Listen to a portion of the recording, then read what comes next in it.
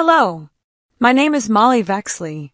And 5 minutes ago, I found my name printed wrong on a wedding seat chart at my own sister's wedding. They listed me as a family friend, a ghost. But I'm done sitting where they tell me to sit. I let you. But that ends tonight. And so I stood, slowly, not to make a scene, but to reclaim a sliver of space no one gave me. My heels clicked against the stone as I crossed the path from the cocktail garden into the reception hall. The doors were wide open, music gentle, laughter spilling out in waves. The kind that was rehearsed, photogenic. I'd been to enough events to know when people were performing joy and when they were living it. And this was a theater in satin. I let you. But that ends tonight. And so I stood, slowly, not to make a scene, but to reclaim a sliver of space no one gave me. My heels clicked against the stone as I crossed the path from the cocktail garden into the reception hall. The doors were wide open, music gentle, laughter spilling out in waves. The kind that was rehearsed, photogenic. I'd been to enough events to know when people were performing joy and when they were living it. And this was a theater in satin. I searched for my name on the guest seating chart, a gilded mirror with black calligraphy. Names swirled in loops, grouped by table numbers, roses pinned to the corners. I found hers. Callista Marrow and Ryan Fielding, head table. Of course. My parents, Eleanor and Henry Vexley, table 1. Even our second cousins were scattered among the inner rings. But when I finally spotted mine, my breath stalled. Lana Hayes, family friend, table 11, next to the restrooms. It wasn't a typo. It was an erasure. I blinked once, then again. The ink didn't change. My first instinct was to look around, like someone might be watching, waiting for my reaction, like this was a prank. But no one paid attention. People were busy taking selfies in front of the flower wall, clinking glasses of champagne with sugared rims. I moved toward table 11. The napkins were folded differently. No floral centerpiece like the others. No candles. Just a single pitcher of water and seats mostly filled by quiet co-workers of the groom I didn't recognize. One woman nodded at me politely. No one else looked up. Behind me, the bathroom door creaked open. A waft of disinfectant and bleach swept through the air, mixing with the lavender from the floral arch. I sat down without a word, spine straight, face neutral. I'd learned years ago how to take pain and fold it neatly inside my chest, like a letter you never send. A server passed, offering Prosecco. He stopped at the table beside us, smiled brightly, poured for each guest, then moved on, skipping mine without blinking. My hands curled in my lap. I helped pay for this wedding. Not in full, but enough to matter. When the florist invoice doubled at the last minute, it was my transfer that saved the arrangements. I sent the money without hesitation. Because that's what family does, right? I glanced across the room. My mother was walking arm in arm with a group of Callista's friends, showing off the cake table. When she reached my side of the room, she paused as if surprised to see me already seated. "This is Molly," she said, a small smile tugging her lips. Sophie's older sister. Not my daughter. Not the woman who raised Callista's child for 2 years while she rebuilt her life. Not the one who gave up her graduate fellowship so we wouldn't have to hire outside help. Just Molly, a footnote in the biography of someone else's success. I nodded politely. Her group waved vaguely and moved on. One of the younger girls whispered something, and they all laughed. I took a sip of the lukewarm water. It tasted like the glass hadn't been washed well. My stomach turned. I remember the day Callista's daughter, Lottie, first called me Mommy by mistake. She was 3. It was after I spent all night rubbing her back through a fever, sleeping upright on the couch. Callista had been on a trip with a new boyfriend, said she needed space to breathe. I never told her about the slip. I didn't want to hurt her feelings. Now, Lottie passed by in a flower crown, beaming up at Callista, holding her hand. Her curls bounced. She didn't glance at me. Why would she? I'd been quietly written out of her story, too. I haven't been forgotten, I thought. I've been erased. It was colder inside than outside, despite the crowd. My dress, powder blue with a modest neckline, suddenly felt too old, too plain. I saw another guest wearing nearly the same color. She looked radiant, like a modern Audrey Hepburn. I looked like her schoolteacher. I spotted my cousin Drew near the dessert bar and waved. He hesitated, eyes darting toward the head table. Then he turned and busied himself with coffee. I let my hand fall. As I made my way toward the bar to at least claim a glass of wine, a wedding planner in black passed me with a clipboard. She paused, looked me up and down, and asked, "Sorry, are you with the cleanup crew?" I blinked. "No, I'm a guest." She didn't apologize, just nodded once and walked off. I took the glass of Merlot in front of me like it was armor. I didn't sip, just held it, fingers wrapped tightly, like if I squeezed hard enough, I might make sense of everything that was happening. I returned to my table. No one had moved. The laughter from the other tables grew louder, like a TV I couldn't shut off. Callista caught my eye from across the room. Her expression didn't shift. A faint smile touched her lips, polite, distant, the kind you give a stranger who holds the door. Then she turned away. I sat, setting my glass down carefully. "You put me here," I whispered. "And I let you." The music softened to a hum, violins tracing through the air like perfume. The chandeliers dimmed slightly, signaling the start of speeches. A hush rippled through the tables. Someone tapped a glass with a spoon. I watched the way people turned their chairs toward the head table, waiting, ready to be entertained. Callista rose gracefully, every movement practiced. The microphone found her perfectly. She smiled that kind of smile meant for cameras, the one she had been rehearsing since childhood.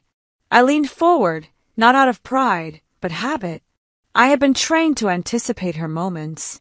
"First, I just want to say how grateful I am to everyone who made this day possible," she began, voice honeyed.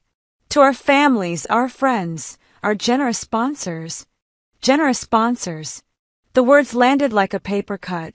I took a small sip of my wine, the glass trembling before my fingers did. She thanked the floral team, the event coordinator, even the bakery that had overcharged twice. My name hovered on her lips, or maybe I only imagined it. The pause before the next sentence felt deliberate, the kind of silence you use to step over something delicate. "And of course, thank you, Mom and Dad, for teaching me that love is worth everything." Applause swelled. The violinist smiled from the corner. I clapped too, quietly, because that's what people like me do. We clap for everyone else. When the sound faded, I kept my hands folded, eyes lowered, pretending to adjust my napkin. Inside, my chest felt like a room losing air. A month earlier, the story had been different. It was early spring, the air still sharp with leftover winter. I met my mother at a cafe near the courthouse, one of those old brick places that smelled of cinnamon and guilt. She called saying it was urgent. She arrived 10 minutes late, as usual, wearing pearls that didn't belong to her. "They doubled the deposit," she said, stirring her coffee though she hadn't added sugar. "Callista's card is maxed. They're threatening to cancel the flowers. You know how awful that would look." I waited, letting her words settle like dust.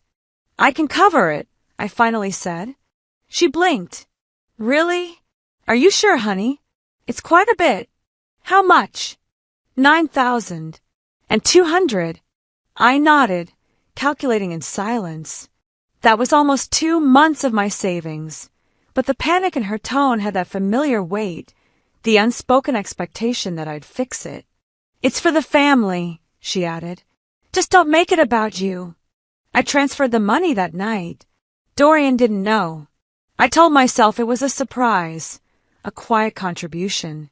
But now, Sitting at table 11, the only surprise was how easily a good deed could vanish. The applause returned as the best man took the mic, cracking jokes about newlywed chaos and mother-in-law rules. I barely heard him. My phone buzzed once under the table. I looked down. A message from the florist, dated 3 weeks ago, received full payment. Thank you, Molly. My throat tightened. It wasn't pride or resentment. It was that sharp ache that comes when someone tells a lie and you realize you helped them write it. Didn't you cover the flowers? The voice came from my right. Jamie, a cousin I barely saw outside holidays. His tone was cautious, like he wasn't sure I'd answer. I gave a small shrug. Doesn't matter. He studied me for a second. That's what we tell ourselves. Until it does. He meant it kindly, but his words sliced cleaner than he knew. I smiled anyway, because that's the armor I've always worn, the polite smile that hides the bruise. The maid of honor began her toast, her voice bright, trembling with emotion. She mentioned how Callista inspired generosity everywhere she went. People laughed and nodded. Someone dabbed their eyes. Generosity. That word again. I checked my phone again just to ground myself, to remind myself I existed somewhere beyond this table. The florist's message was still pinned. $9,200. My gift. My mistake. I scrolled higher and found my bank receipt. The date matched the day I'd promised my mother I wouldn't say a word. My thumb hovered over Dorian's name in my messages. He still didn't know. I could tell him tonight. I could tell him everything. But I didn't. Instead, I sat back and watched my sister bask under the spotlight.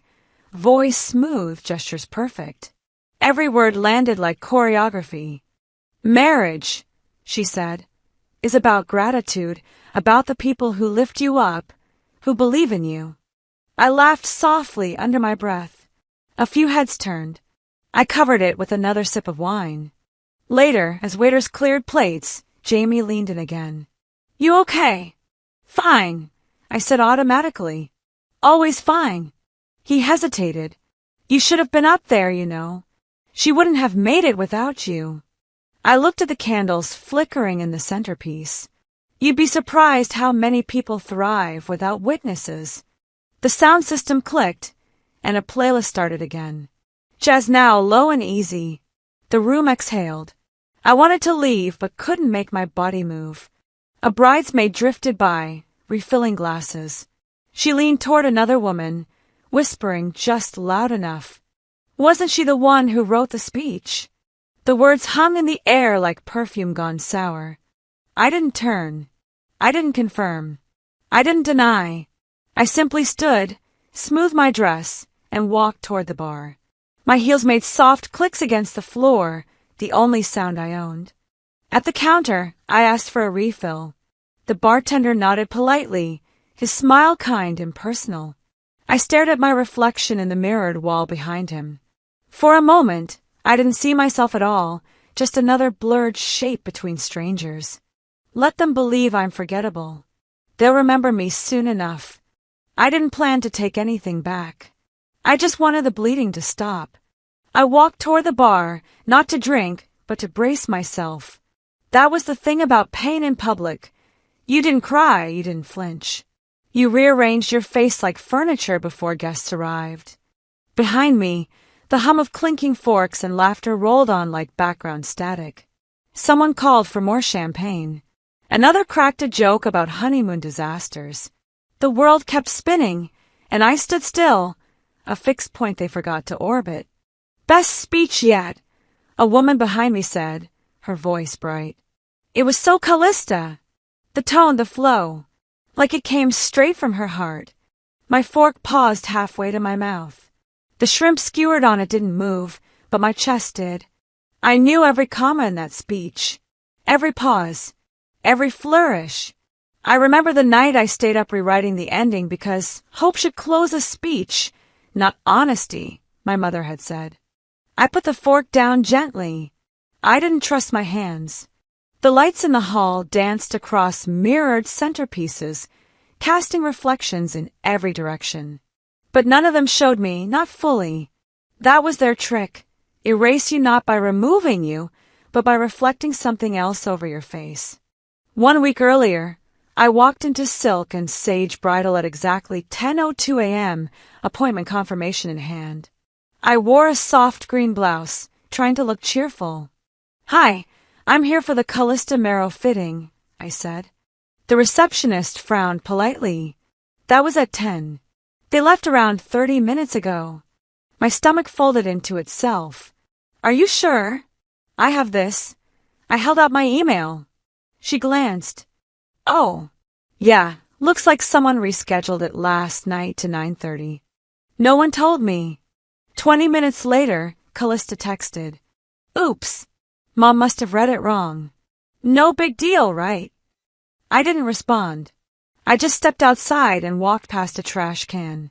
Inside, a half-empty coffee cup with her handwriting scrawled across the lid. Timestamp, 9:37 a.m. They hadn't forgotten me. They didn't want me there. Back in the present, Callista stood beneath a chandelier, taking selfies with her bridesmaids. Her laugh carried, high and clear, like she'd won something. The centerpiece on my table tilted slightly. I reached forward to fix it, instinctively. That's what I always did, adjusted what was slipping, steadied what wobbled. But tonight, I wasn't part of the structure. "I built this table," I whispered to no one. "And now I'm not even allowed to sit at it." A nearby guest murmured something. I caught a phrase, beautiful speech. And then another voice. "Didn't she say she wrote it herself?" I closed my eyes. The edges of the room blurred. My name didn't belong in their mouths, not if it was only going to be spoken in shadows. Flashback again, a memory I hadn't wanted to revisit. 2 weeks before the wedding, I sat at my kitchen table, the speech draft open on my screen. I had poured everything into it. Warmth, wit, even that one quote from Dad that Callista loved. I emailed it to our mother. The reply came late that night. "Sweetheart, this is lovely, but maybe let Callista personalize it a bit." I never heard about it again. Never got a second draft to review. Tonight, I heard every word unchanged. My phrasing, my humor, my quote. I opened my email app under the table, found the thread, deleted it. I didn't need evidence anymore. I didn't need proof. I stood again, not to confront, not to explain. But because that chair was no longer mine, I walked past a row of roses in tall vases. Their petals curled slightly, tired already from the long day. "You can keep the dress," I whispered. "Keep the flowers, but my words are coming with me." They thought I'd stay clean. But wine stains make good ink, and I've got more stories than they have excuses. The music had shifted again, this time louder, the kind that forces people to dance, even when they'd rather sit. Laughter filled the room, bouncing off glass and brass. My dress brushed against the floor as I crossed the room, a pale blue silk that suddenly felt like armor I hadn't asked for. I was just passing the dessert table when someone's arm swung wide, the stem of a wine glass tilting like a warning I didn't have time to read. The red liquid hit me, full across the hip, a violent bloom spreading down the fabric. Gasps snapped around the table. Someone muttered, "Oh no," too quickly to sound sorry. Then silence. The music faltered for half a second before recovering. A bridesmaid stood frozen, her hand still outstretched. "Oh my God, I'm so sorry," she said, voice high and sugar-sweet. "I didn't even see you there." That was the truth, wasn't it? They never saw me there. The wine ran cold down my leg. I could feel it soak through, sticky and dark. It wasn't the stain that burned. It was how quickly everyone looked away. Eleanor, my mother, appeared seconds later, napkin in hand, performing concern like a stage cue. "Honey, don't make a fuss," she said, pressing the napkin too hard against the fabric. "It'll come out with soda water." I caught her wrist mid-dab. "Tell me that was an accident." Her lips thinned. "Let's not make a scene. You're stronger than this." Strength doesn't mean swallowing poison with a smile, I said softly. Her eyes darted to the guests watching us. Please, Molly, she hissed. It's Callista's day. I almost laughed. The day had always belonged to Callista, from her first breath onward. I dropped the napkin into the punch bowl beside me and walked away. Slowly, silently, powerfully. Callista was by the photo booth, surrounded by a ring of people laughing at something I couldn't hear. Her head tilted back, that glossy hair shining under the chandelier. She held her phone up for another selfie, lips parted in that effortless smile that had always made people forgive her. I stopped in front of her. She blinked, surprise breaking through the veneer. You do one more thing like this, I said quietly, and I promise the next mess won't wash out so easily. A hush rippled through the people nearby. One of her friends took a step back. Callista's smile didn't falter, not completely. It just curved into something sharper. You always were the dramatic one, she said, voice honeyed. I leaned in slightly. And you always mistook silence for weakness. Her eyes flicked over my stained dress. Well, if you can't handle a little attention. It's not attention, I interrupted. It's disrespect dressed as clumsiness. She laughed, soft and polished, like she'd practiced it in front of a mirror. You're really going to do this here? I'm already doing it, I said. Someone called her name, and she turned away, the conversation finished in her mind. But I stayed still, letting the noise of the room wash over me, the music, the chatter, the clinking of glass. The sound of people pretending everything was fine. The smell of red wine clung to me. I didn't wipe it off. Let them see it. Let them smell it. The stain was the only honest thing in the room. Flashback, the first time I learned what it meant to be sacrificed quietly. High school. Senior year. My scholarship application was due Friday. Callista had borrowed my car to run errands and promised to drop it off. The envelope never made it. The deadline passed. When I confronted her, she cried, said she forgot, begged me not to be mad. She's just a kid, Eleanor said, hugging her tightly. You'll get another shot. There was no other shot. I ended up at community college. Callista got the attention. The apology never came.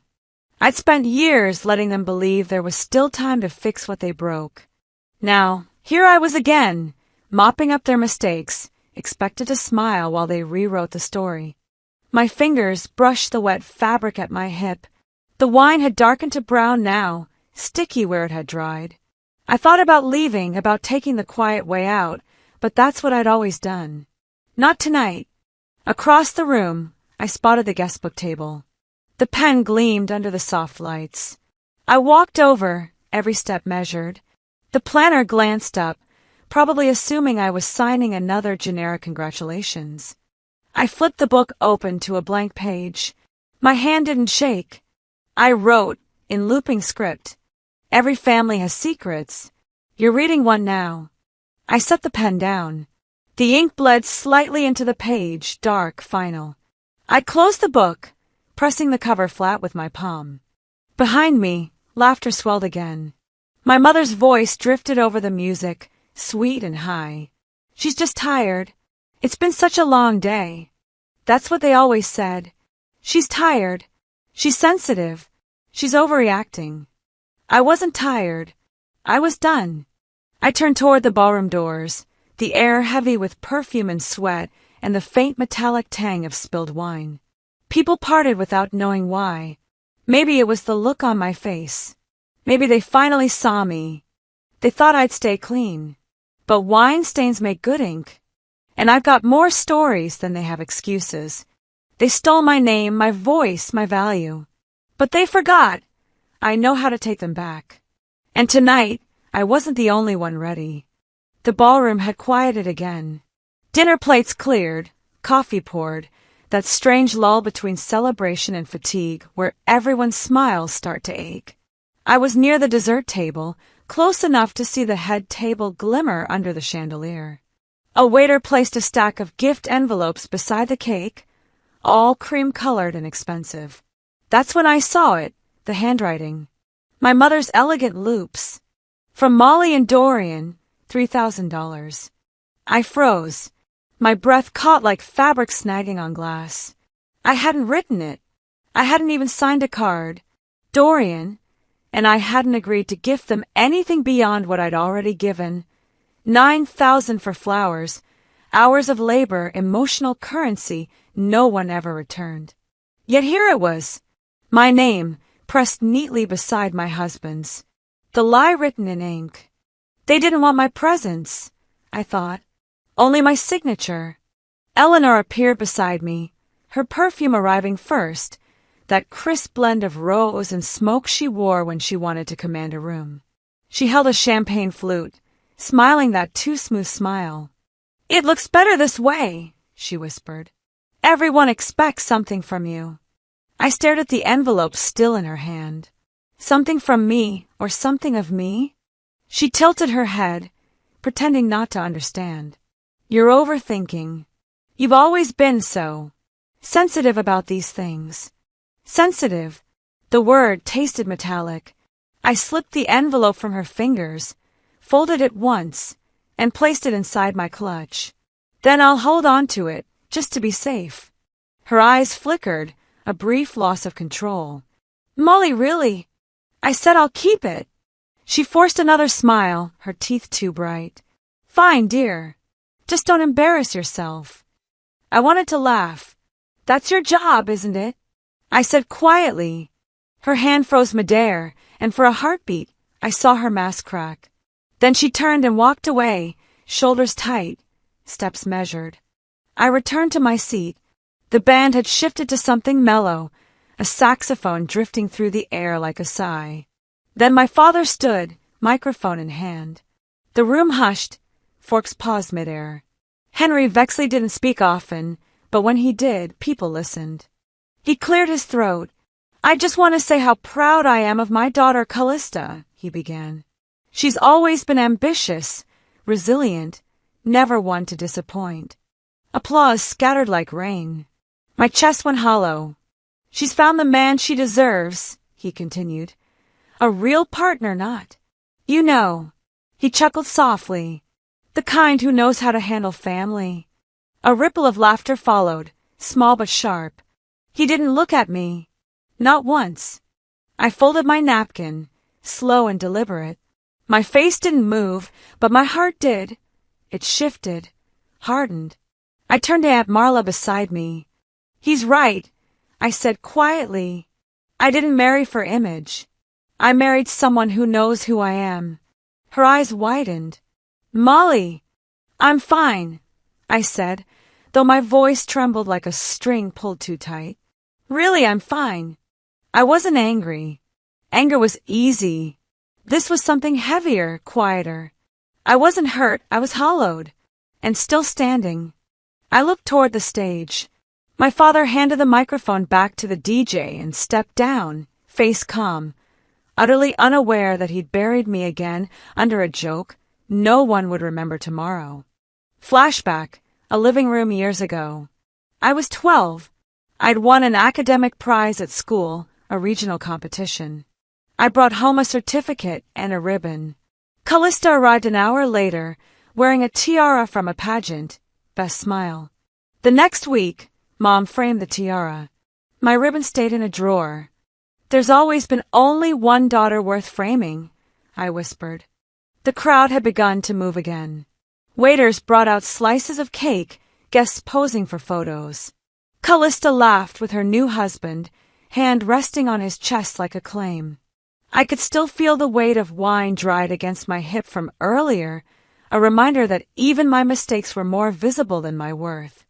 Across the room, Eleanor caught my eye again. She lifted her glass slightly, that silent warning, behave, pretend, smile. I smiled back, wide enough to make her doubt what I meant. I reached for my phone. The screen glowed under the dim lights. My fingers hovered over Dorian's name, then began to type. "Step in only when I say so." He replied seconds later. "Understood." I tucked the phone away and straightened in my chair. Around me, the laughter resumed, light and hollow. A cousin called for another toast. My father patted Callista's shoulder. My mother beamed. They thought the performance was back on track. That I was just another prop, sitting quietly where they placed me. But I wasn't quiet anymore. Not inside. The air around me felt different now, charged like the second before lightning strikes. I rose, slow and steady. The hem of my ruined dress brushed against the floor, leaving faint marks, proof that I existed, that I had walked through their version of perfection and left my stain behind. I walked toward the dessert table, each step a small defiance. The servers moved aside instinctively. My reflection caught in the mirrored wall again, sharper this time, more solid. They stole my name, my voice, my value. But they forgot. I know how to take them back. And tonight, I wasn't the only one ready. Because the real guest of honor hasn't arrived yet. And as the doors opened, my voice was no longer the only one they'd have to reckon with. The lights dimmed before I could take another step. A hush swept through the ballroom. Glasses clinked once, then silence. The DJ announced something cheerful, a special surprise from the couple, and everyone turned toward the projection screen at the front. The hum of the projector filled the air. I sank back into my chair, arms folded, heart steady but heavy. A video montage flickered onto the screen, music swelling, images of Callista and Ryan laughing through engagement photos, hands intertwined in perfect sunlight. Their smiles were immaculate, staged in the kind of happiness money can polish. Then came the reception clips, the ceremony, the toasts, the rehearsals. I scanned every frame, every corner of the screen, searching for a glimpse of blue fabric, of my face, my hand, my shadow. But I wasn't there. Not once. Even in the footage, I was edited like an afterthought. The camera panned to the bouquet toss. I had been standing beside Lottie in that moment, helping her fix her hair, but now the frame cut off just before I appeared. My father's toast played again, his voice crisp and confident. My mother beside him, beaming. My chair, right behind them, cropped out completely. When the slideshow showed a group photo from the bridal brunch, I inhaled sharply. I remember that day. I had been seated at the far edge, holding my coffee, half smiling. Now, in this version, the shot ended where my shoulder used to be. Weird. A guest beside me murmured, "Weren't you in that picture?" I didn't look at him. I smiled through years of their stories, I said quietly. But not this one. The screen kept rolling. Laughter. Champagne. Family hugs. Callista and Ryan on the dance floor, twirling like the world belonged to them. My chest ached in that strange way, not pain but absence. The final frame froze on Callista's face. The crowd erupted into applause. People clapped, cheered, whistled. My palms stayed flat against the tablecloth. The applause hurt more than the edits. It was the sound of everyone agreeing that I didn't belong in the picture. When the lights brightened, the air shifted, bright again, noisy again, as if nothing had happened. But something inside me had cracked. The weight of years pressed against my ribs, and this time I didn't swallow it. I stood. My chair slid back with a sound sharper than it should have been. Heads turned. I walked toward the front of the room. The applause for the video hadn't even finished dying down when I reached the microphone. My voice came out calm, clear, strong. "You've all seen what they wanted you to see," I said. "Now let me tell you what you missed." The mic slipped slightly in my hand. I caught it, steadied it. A few people gasped. My mother froze mid-step near the cake table, a napkin clutched in her fingers. "Yes," I began. "I paid for the flowers, every single one of them. The tulips, the lilies, the imported roses, they were mine." A murmur spread across the tables. "Yes, I wrote the speech you just heard tonight, word for word. The one about gratitude, about how family means showing up for each other. I wrote it, and I wasn't thanked for it." Someone near the back whispered, What's she doing? I ignored it. And no, I wasn't invited to the dress fitting, I continued, because I wasn't wanted there. I took a breath. The microphone picked up every exhale, turning it into something fragile, something holy. But being erased, I said softly, doesn't mean I disappeared. The room held its breath. Callista stood up slowly from her chair at the head table. Her face was calm, but her eyes darted toward my mother. Are you done? She asked, her voice barely above a whisper. I smiled. That was just the introduction. The guests didn't know where to look. Some stared at the floor, others at me, maybe hoping I'd stop before things got worse. But I didn't stop. Do you know what it's like? I said. To give and give until you become invisible? To be rewritten in someone else's story until you forget what your own voice sounds like. No one answered. No one moved. Because I do. I've lived it. Right here, in front of every one of you. The silence was almost kind for a moment. Then my mother took a step forward, still smiling for the crowd. Sweetheart, she said softly, please, let's not do this. You're tired. You've had too much to drink. I turned my head toward her. You should know, Mother, I haven't touched a drop. A ripple of uneasy laughter followed, the kind people use to bury discomfort. She tried again. Molly, this isn't the place. It's the only place, I said. My voice didn't rise. It didn't have to. The truth carried on its own. I looked around the room, at faces that had known me my entire life but never seen me, at cousins who had borrowed my help, at friends who only called when they needed something fixed. Every family has a ghost, I said. I just stopped haunting quietly. Callista stepped closer, her smile tightening. You've made your point. Not yet, I replied. Not until someone finally says my name. My father's hand came up, as if to signal the DJ to cut the mic, but the DJ froze. No one dared move. The music had died completely now. Even the waitstaff had gone still. I took one more look at the video still frozen on the screen behind me, my sister's perfect smile glowing 10 feet tall, and I said the only thing left. You can crop me out of your pictures, but you can't crop me out of what I've done. You can delete my name from your speeches, but not from your debts. And you can pretend I'm not family, but I'll always be the one who kept it together when you couldn't. Someone whispered, Jesus Christ. I smiled slightly. No, just Molly. For a long beat, there was nothing. Then Callista exhaled and tilted her head, a small, almost amused smile curling her lips. Well, she said, you always did love an audience. Only because no one ever let me have a voice, I replied. She turned away, waving her hand like she was dismissing a child. The crowd exhaled as if released from a spell. People began to murmur again, chairs squeaking, forks clinking against plates. But the sound no longer hurt. I'd already torn through the silence that held me captive. The mic was still warm in my hand.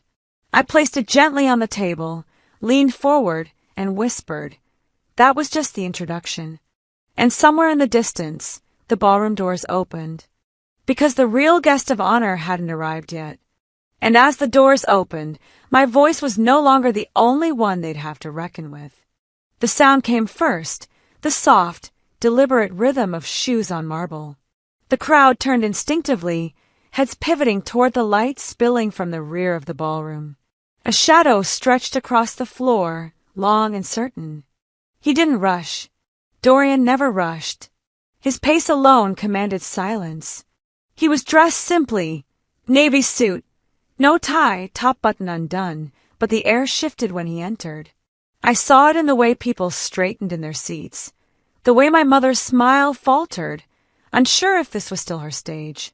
Someone near the head table whispered, Is that the husband? Another voice answered, I thought he wasn't coming. Eleanor's champagne flute trembled slightly. Callista froze mid-laugh, a picture-perfect expression collapsing like wet paint. They invited the groom's uncle, but they never expected the bride's brother-in-law to arrive with consequence. Dorian walked toward me, steady, measured, not looking at anyone else. When he reached the front, he didn't speak to me first. He simply rested his hand against my elbow, small, grounding, as if to say, you don't need to fight alone anymore. Then he turned to the microphone. I came here tonight to support my wife, he began, his voice calm but carrying through the room. But I leave having seen what support really means. The crowd fell completely silent. Forks hung midair. The DJ froze behind his booth, waiting for direction that would never come. He looked around the room, meeting faces one by one. This evening, he continued, was funded in full by Vexley Castle Holdings. You may know it as the anonymous donor on the program. Gasps rolled through the crowd. Someone muttered, "No way," under their breath. Dorian smiled faintly without warmth. You'll no longer need to remember that name. He reached into his inner jacket pocket, pulling out a crisp envelope. He handed it to the event coordinator standing near the stage. The woman's eyes widened when she saw the logo, embossed, gold unmistakable. All remaining invoices, he said, will be unpaid as of midnight. Any debts will now belong to those who claim the credit. You could hear the sharp intake of breath from the tables closest to the front. Eleanor stood quickly. What is the meaning of this? She demanded, her composure slipping. Dorian met her eyes. You called my wife invisible, he said softly. Let's see how visible your reputation is without borrowed light. A wave of murmurs swept through the room. Callista's face had gone pale, her lipstick suddenly too bright against her skin. She opened her mouth, but no sound came. Flashback, 1 week earlier. I had found him in his study, reading through his emails. His expression was unreadable, jaw set. When I asked what was wrong, he turned the laptop toward me. On the screen was a sponsorship request, Callista's name at the top, my name listed underneath. It was a proposal to one of his foundation contacts for extended event funding, claiming that I had approved it. She used your name, he said quietly. She knew it would pass faster that way. I remember my mother's words weeks earlier, just don't make it about you. She never knew I saw it, Dorian said, closing the laptop gently. But I knew they'd used you again. I just wasn't sure how far they'd go. Now, watching him on that stage, I realized he had been waiting for this moment, not to humiliate them, but to protect what was left of me. Back in the ballroom, my mother was still standing, trembling slightly but trying to smile. You can't just... I can, he said. Contracts were signed under false pretenses. The money was mine, not yours. And integrity, he paused, has terms too. Callista's voice finally broke through. You're ruining everything. Her tone cracked, desperate and shrill. She stepped forward, grabbing at the microphone, but Dorian didn't move. He just looked at her with that calm, devastating steadiness he carried like armor. I'm not ruining anything, he said. I'm revealing it. She flinched like the words had weight. They did. He turned slightly, finding me again in the crowd. You ready? I nodded. My hands were shaking, but not from fear. From release. He placed the microphone back on the stand, then offered his arm. I took it. Together, we walked down the aisle between tables, the same aisle I had walked earlier, alone and invisible. Now, people stepped aside for us, their eyes wide, whispers rising like wind. As we passed, I caught fragments. She's his wife. Wait, he's at Dorian Castle. Oh my God, no wonder. At the edge of the room, Callista's voice rose again, cracked and hollow. You're walking away? You're just going to leave like this? I stopped long enough to turn my head. No, I said quietly. I'm ending it. Her face twisted. Confusion, anger, disbelief all at once. She reached for me like a child about to lose a toy, but I didn't stop. The door attendants opened the ballroom doors without being asked. The sound of night air swept in. Cool, clean, merciful. We stepped into the hallway, the heavy doors closing behind us with a muted thud. For the first time that night, I could breathe. The corridor was empty, dimly lit, the hum of distant music muffled behind us. I leaned against the wall, feeling the weight of everything fall off my shoulders piece by piece. Dorian slid his hands into his pockets, watching me quietly. "You okay?" "I think so," I said. "I just didn't expect it to feel quiet." He nodded. Real endings usually are. From inside, we could hear raised voices, my mother's sharp tone, Callista crying, guests murmuring. But I didn't go back. "Let them clean up their own mess," Dorian said. I almost laughed. "They'll call you heartless." "They already did," he said simply. "Before they ever met me." He glanced toward the ballroom doors one last time, then back at me. "You don't owe them your peace, Molly." The sound of my name and his voice broke something in me, not in pain, but in release. He offered his hand again, and I took it. The staff at the entrance stared as we walked past. No one stopped us. No one dared. Outside, the cool night wrapped around us like something honest. I didn't look back, because the end was only beginning to hurt. Some silences aren't empty. They echo what should have been said years ago. And that morning, my silence became the loudest thing they'd ever heard. The email arrived at precisely 8:03 a.m. I was sitting at the small kitchen table, a chipped mug of Earl Grey warming my hands, Dorian beside me reading through a folder of contracts with his usual morning focus. His phone buzzed once, then mine. We both reached for them at the same time. Subject line, funding rejection, ethics misalignment. Attached was a single-page notice from the Castle Family Trust's business incubation grant. A formal, unemotional document with a name typed in bold, Callista Marrow. Beneath it, a paragraph stated clearly, "We no longer associate with parties who misrepresent family affiliations or leverage familial ties for unethical sponsorship claims." I read it 3 times, even though once would have been enough. My name had been removed. My value had been reclaimed, but their doors had been closed. Flashback, 1 week earlier. Callista and Eleanor sat in the living room, their voices raised just enough to bleed through the hallway walls. I had been upstairs, gathering laundry, a ritual that remained mine even in adulthood. "They'll approve it," Callista said confidently. "It's Molly's name. She's tied to Dorian. It's basically guaranteed." Eleanor's voice, tight and sharp. "Just don't let her find out. You know how she gets when someone uses her image without permission." Callista laughed. "She doesn't even know who she is anymore." I remember folding the towels slower, listening to their plans, how they would use the storefront on Jefferson Street, how they'd pitch it as community-rooted, how they'd spin the narrative of sisterly support. Now here we were, 1 document later, and every door they built had been slammed shut. Later that morning, Eleanor lost control. In the home office, she hurled her laptop at the couch, papers flying like confetti made of lies. "She planned this," she screamed. "That snake planned this." I wasn't there to hear it. Dorian was. He told me later, voice careful. "She's unraveling," he said. "And Callista—" "Crying," he replied. "Hard. But not for you. Just for herself." "What did she say?" "I just wanted my moment," she'd sobbed. And then Henry, my father, finally opened his mouth. "She just wanted her name back," he'd said. Quiet. Clear.